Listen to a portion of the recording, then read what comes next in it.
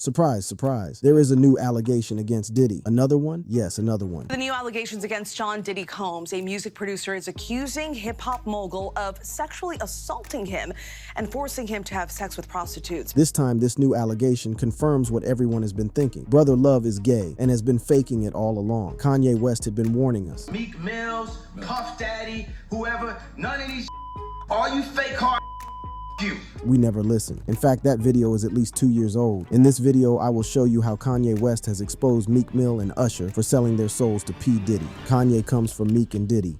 It all started on a seemingly ordinary day when Kanye West, the controversial Chicago rapper, decided to host an impromptu Q&A session on Clubhouse. Fans eagerly tuned in, unaware of the explosive events that were about to unfold. Kanye, known for his unfiltered and often controversial statements, was joined by Clubhouse regular Wack 100, setting the stage for an unforgettable showdown. During the interview, Kanye addressed the criticism he received from Diddy and Meek Mill for his White Lives Matter shirts. He made it clear that he felt betrayed by their lack of support, stating, I don't got no celebrity friends. Kanye went on to explain that when he was going through a difficult time, none of these artists spoke up for him. I go and put White Lives Matter on a t-shirt and they're like, oh, you know what? Let's go get celebrities. Let's go get Puff Daddy. Let's get Dave Chappelle. Let's go get Meek Mill. What made somebody think Meek Mills could say something to me? Kanye's laughter echoed through the virtual room, leaving everyone stunned and wondering what would come next. Even Wack 100, who reminded Kanye of Meek's reputation as a gangster, couldn't contain his amusement. But Kanye's laughter didn't stop there. He continued to chuckle uncontrollably, struggling to regain his composure. No, this is the funniest thing of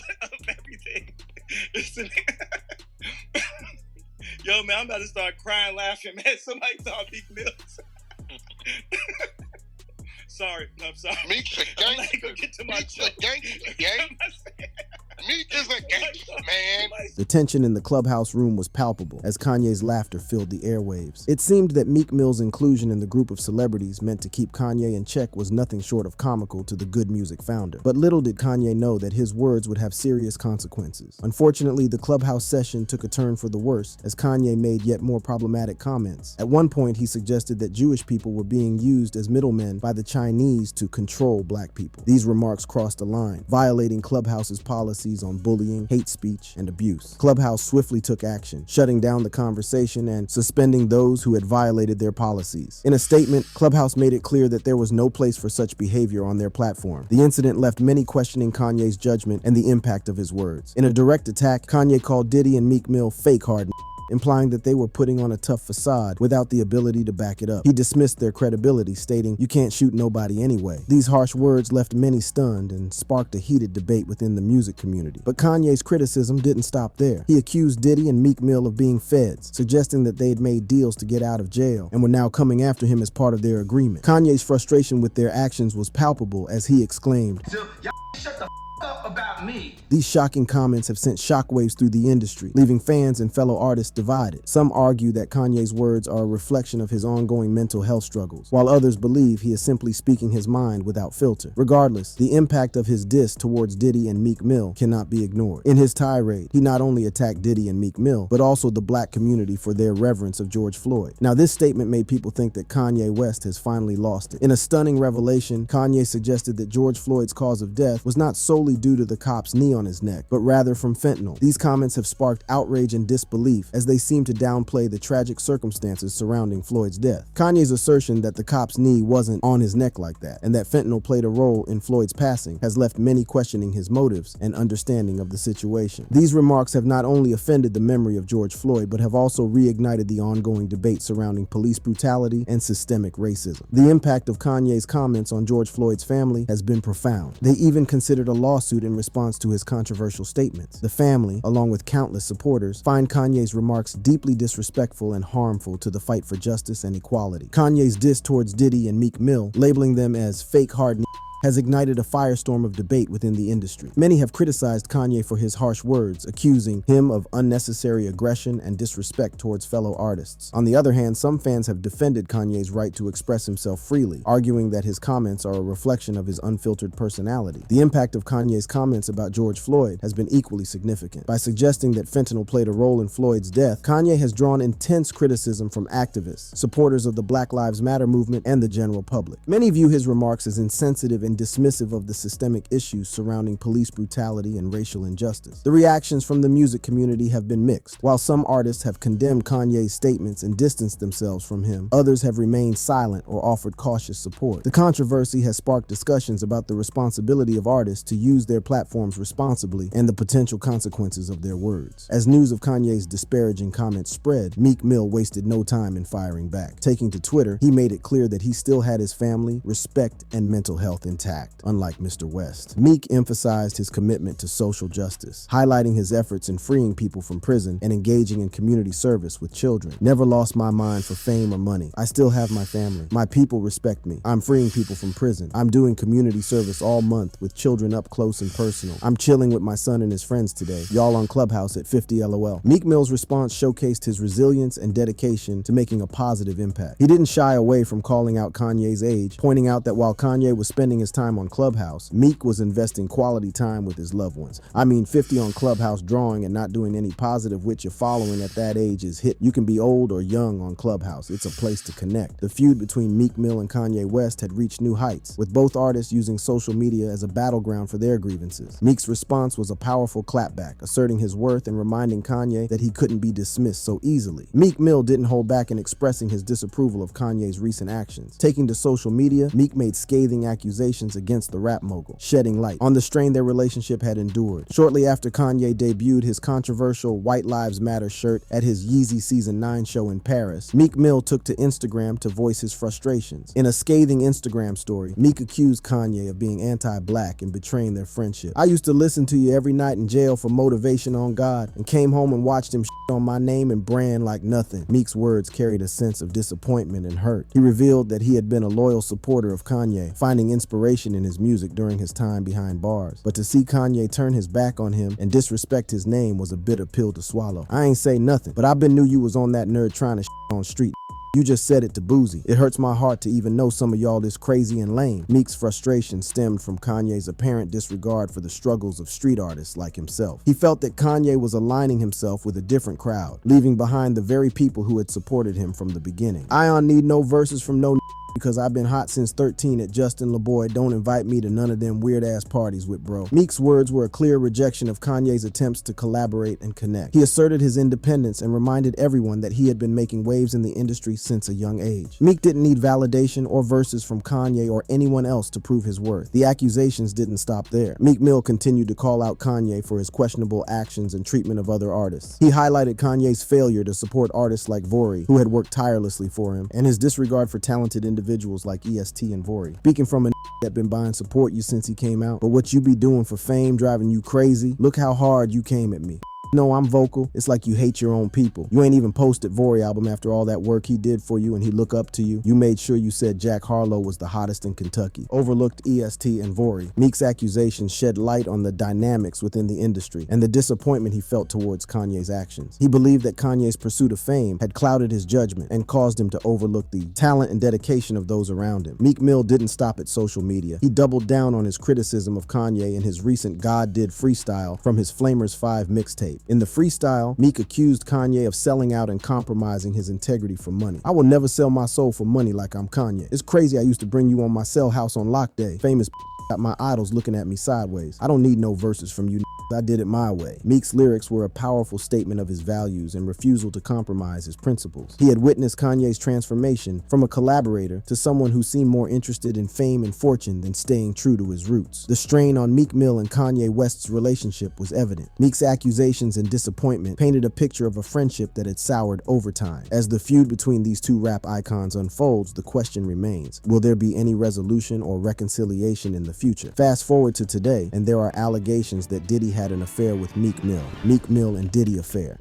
In the world of rap music, secrets and scandals often lurk beneath the surface, and the latest bombshell to rock the industry involves none other than the legendary rapper, Diddy. A new sexual assault lawsuit has emerged, shedding light on Diddy's alleged hidden life and shocking revelations about his romantic relationships. This lawsuit, filed by a male producer named Rodney Lil Jones, claims that Diddy not only sexually assaulted him, but also had a romantic relationship with another prominent rapper, Meek Mill. While Diddy's sexual preferences should be his own business, the lawsuit has thrust them into the spotlight, exposing a side of the hip-hop mogul that he has long tried to keep hidden. Diddy, born in Harlem, New York in the late 1960s, rose to fame during the golden era of hip-hop. As he navigated the rough streets of his neighborhood, he found solace and inspiration in music. With his undeniable talent and entrepreneurial spirit, Diddy quickly made a name for himself in the industry, becoming one of the most influential figures in rap. But the hip-hop world of the 90s was a different time, a time when being open about one's sexuality was not widely accepted. Diddy, like many others, faced immense pressure to conform to societal norms and keep his personal life hidden from the public eye. The rough and macho image that hip-hop projected made it difficult for artists like Diddy to express their true selves. However, secrets have a way of seeping out, especially in an industry fueled by gossip and speculation. Powerful rappers who knew Diddy intimately began to speak out, refusing to keep their mouths shut about his alleged sexual proclivities. Rumors swirled, but it wasn't until the emergence of multiple lawsuits that the truth started to come to light. Over the years, several women have come forward accusing Diddy of sexual abuse. These brave individuals have shared their stories, shedding light on a side of Diddy that the public never knew existed. But the latest lawsuit takes a different turn, as it involves a male producer named Rodney Lil Jones, who claims to have been sexually assaulted by Diddy. In a shocking 73-document case, Jones and his attorneys present compelling evidence that not only accuses Diddy of sexual assault, but also reveals a surprising revelation: a romantic relationship between Diddy and another prominent rapper from Philadelphia, who also happened to date the renowned artist Nicki Minaj. While the lawsuit does not explicitly name the rapper in question, online sleuths have been quick to connect the dots. Videos, photos, and testimonials have surfaced, suggesting that Meek Mills is the rapper Jones is referring to in the documents. The evidence is compelling, leaving little room for doubt. Instead of defending himself against these accusations, Meek Mills has taken a different approach. He has announced the upcoming release of a new album and has wiped his social media clean, leaving only one cryptic post that hints at something nefarious involving Diddy. The silence from Diddy and his lack of response to both the lawsuit and the allegations have only fueled the fire of speculation. But the story doesn't end there. The documents filed by Jones also claim that Diddy had sexual relations with Stevie J, a well-known producer, and an unknown R&B singer. The identity of this mysterious singer has become a subject of intense speculation, with many pointing fingers at none other than Usher, the sensational artist who recently graced the stage as the Super Bowl halftime performer. As the lawsuit filed by producer Rodney Lil Jones against Diddy unfolds, the evidence and clues surrounding the alleged romantic relationship between Diddy and another rapper begin to surface. While the lawsuit does not explicitly name the rapper, online sleuths have been quick to connect the dots,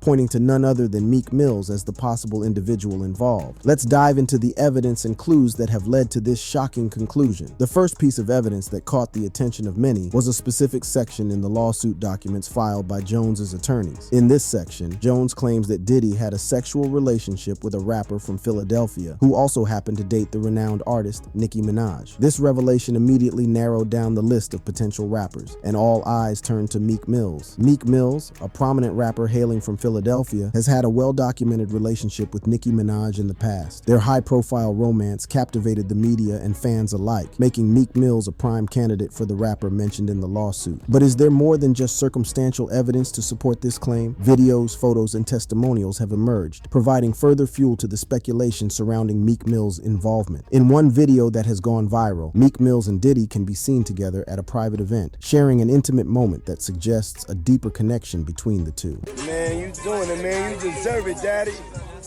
You putting in that work.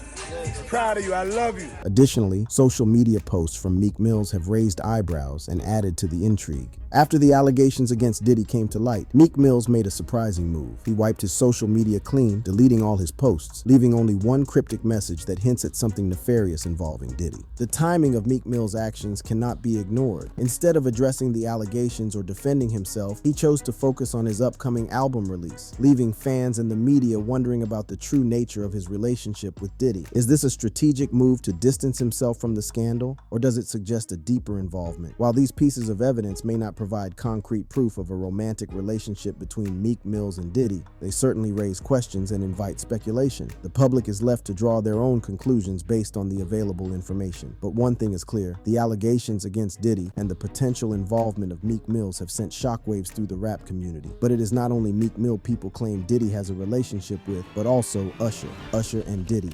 Sean Diddy Combs, the renowned music mogul and entrepreneur, has always been a controversial figure in the entertainment industry. From his lavish lifestyle to his high-profile relationships, he's been no stranger to the spotlight, but it is his alleged misconduct and abuse that have cast a dark shadow over his success. Just days after settling the abuse suit with Cassie, another sexual assault lawsuit was filed against Combs, further intensifying the scrutiny surrounding his actions. These allegations have led fans and critics alike to question the true nature of his relationships and the potential harm he may have caused to those around him. Adding fuel to the fire, the deaths of Combs' label co-founders have also raised suspicions. Some believe that these tragic events may be connected to the allegations against him, further deepening the mystery surrounding his personal life. As the public becomes more aware of these allegations, it is important to remember that they are just that, allegations. However, the sheer number of accusations and the consistency of the stories being told cannot be ignored. It is a troubling pattern that demands further investigation and accountability. And it seems that one person may have had some insight into Combs' questionable behavior long before these allegations came to light. Howard Stern, the renowned radio personality known for his candid interviews, confronted Usher about his living arrangement with Combs during a 2016 interview. This revelation has sparked speculation and raised questions about the nature of their relationship and the potential abuse Usher may have experienced. Usher, the talented R&B artist, admitted to having wild times and witnessing curious things while living with Combs. However, he also credits Combs for launching his successful career. This complex dynamic raises even more questions about the blurred lines between mentorship and exploitation in the entertainment industry. In August 2016, Usher sat down with Howard Stern for a candid conversation about his life and career. Little did he know that this interview would shed light on a dark chapter from his past. Stern wasted no time in addressing the elephant in the room, asking Usher about his time living with Combs at the young age of 14. That's the crazy thing. Now, that was L.A. Reid's idea, right? We're sending you over to something called Puffy Flavor Camp. He's in the 90s. Do you understand what that's like? Usher's laughter may have masked the discomfort he felt discussing this sensitive topic. Stern's direct approach allowed for a candid conversation about the unusual living arrangement and the potential impact it had on Usher's life.